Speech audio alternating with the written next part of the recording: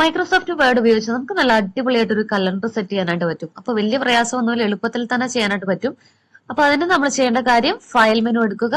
അതിൽ നിന്നും നമുക്കിവിടെ കുറെ ടെംപ്ലേറ്റ്സ് കാണാം. അതായത് നേരത്തെ ഡിസൈൻ ചെയ്ത് വെച്ചിരിക്കുന്ന കുറെ ടെംപ്ലേറ്റ്സ്. നമ്മൾ സാധാരണ ഇവിടുന്ന് ബ്ലാങ്ക് ഡോക്യുമെന്റ് ആണ് എടുക്കുന്നത്.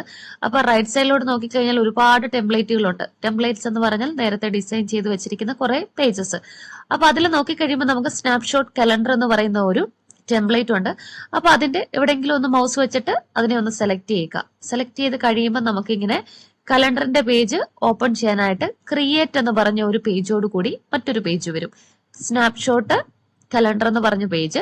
ഇനി ഇവിടെ ക്രിയേറ്റ് എന്നുള്ളത് ക്ലിക്ക് ചെയ്ത് കഴിയുമ്പോൾ നമുക്ക് നല്ല അടിപൊളി കലണ്ടറിന്റെ പേജ് ഒക്കെ ആയിട്ട് ഇങ്ങനെ വരും. അപ്പൊ ഇനി ഇതിൽ നമുക്ക് വേണ്ടുന്ന ഡീറ്റെയിൽസ് അങ്ങോട്ട് എൻ്റർ ചെയ്ത് കൊടുത്തു കഴിഞ്ഞാൽ നമുക്ക് നല്ല അടിപൊളിയായിട്ട് കലണ്ടർ സെറ്റ് ചെയ്യാനായിട്ട് പറ്റും. അപ്പൊ ഇതൊന്നും വലിയ പ്രയാസമുള്ള കാര്യമൊന്നുമല്ല, വളരെ സിമ്പിൾ ആയിട്ട് ആർക്ക് വേണമെങ്കിലും വിതിൻ സെക്കൻഡ്സ് തന്നെ ക്രിയേറ്റ് ചെയ്തെടുക്കാൻ പറ്റുന്ന കാര്യമാണ്. അപ്പൊ ഇവിടെ നമുക്ക് നമ്മളുടെ ഡീറ്റെയിൽസ് എൻ്റർ ചെയ്ത് കൊടുക്കുക.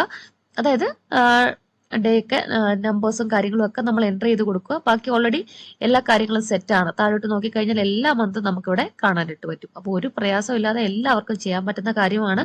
നല്ല അടിപൊളിയായിട്ട് MS വേർഡ് ഉപയോഗിച്ച് നമുക്ക് കലണ്ടർ